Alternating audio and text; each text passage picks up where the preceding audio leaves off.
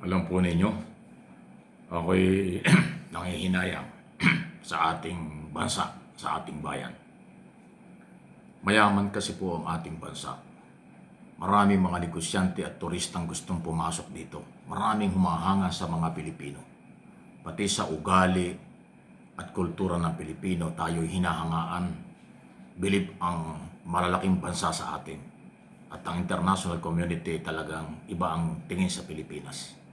Kaya lang, tayo rin po ang dahilan kung bakit may mga lugar, may mga lahing mababaw ang tingin sa atin.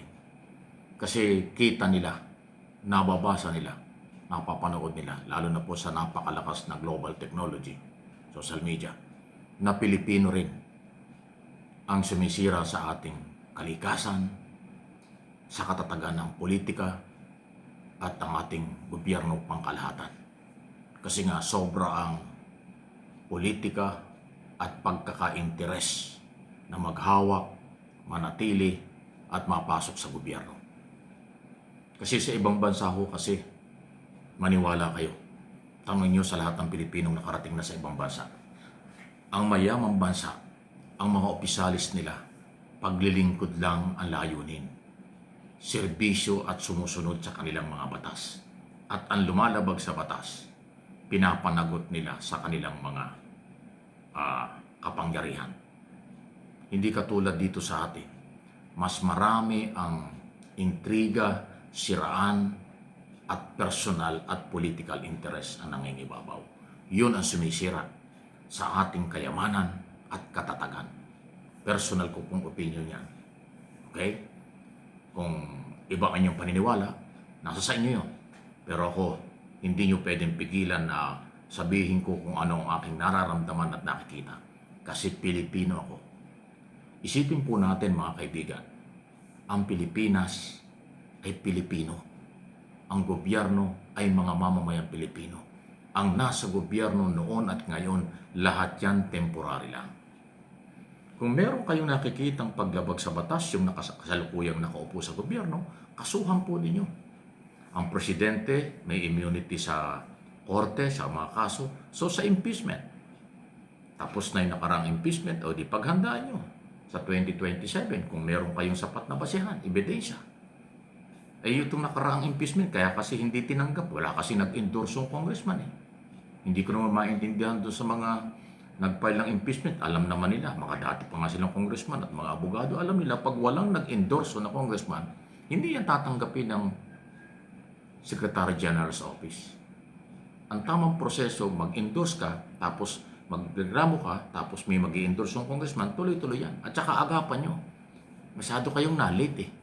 Tapos ngayon, papalabasin nyo, binasura yung reklamo nyo dahil kung ano-ano dahilan. Eh hindi ho yun. Kayo ang may kasalanan.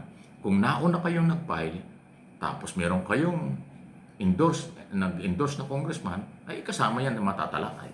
Tinalakay, nakita nga ho na walang basihan. Eh wala tayong magagawa. Ebidensya at proseso. Okay, yan isa impeachment.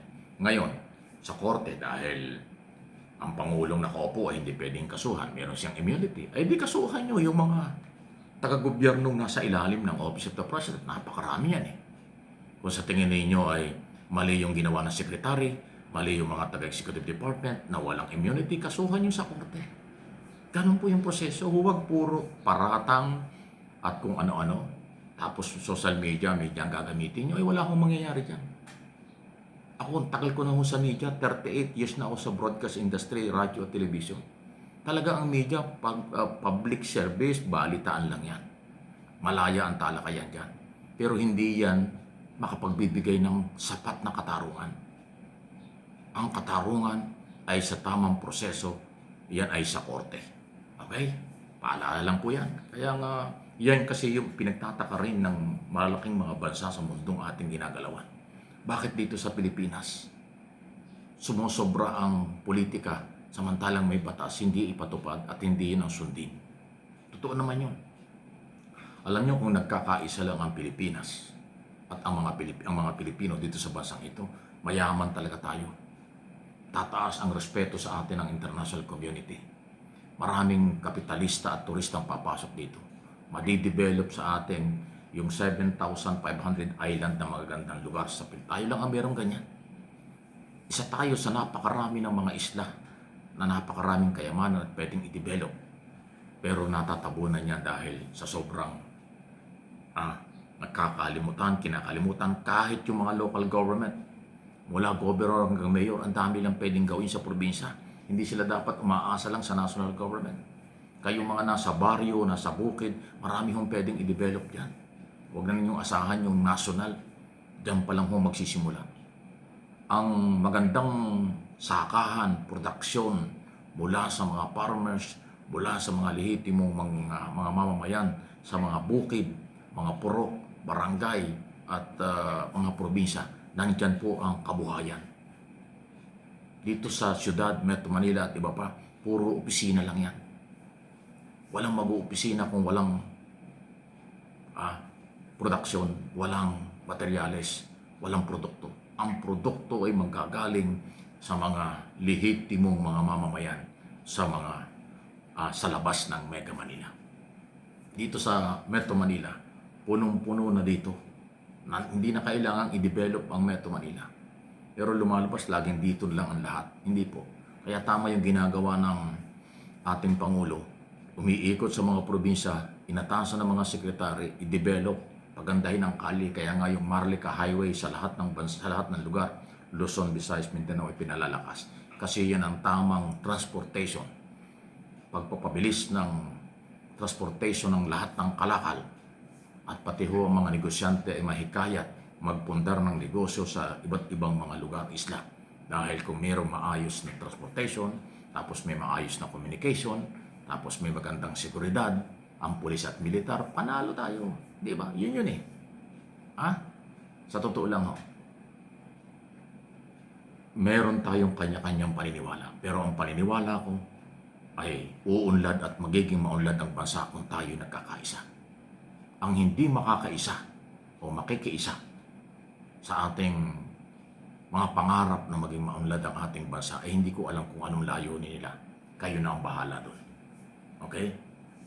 Kahit sinong presidente ang maghawak ng gobyerno, kung ang mga Pilipino ay watak-watak, may mga sariling interes, pang-aagaw, panlalait, pangbabastos at pang-aabuso, tapos walang takot sa responsibilidad at panagutan, ay wala akong mangyayari. Tama yung sinabi ni Lee Kuan Yew nung araw. Sobra ang demokrasya sa Pilipinas na siyang nagpapahirap at pumipigil sa pag-unlad ng ating bansa. Totoo po yun. Tingnan nyo sa Singapore, napakaliit, isang isla lang yan ng Malaysia nung araw. Pinairan nila ang political will. Kinontrol ng lahat. Umunlad. Disiplina ang mga tao.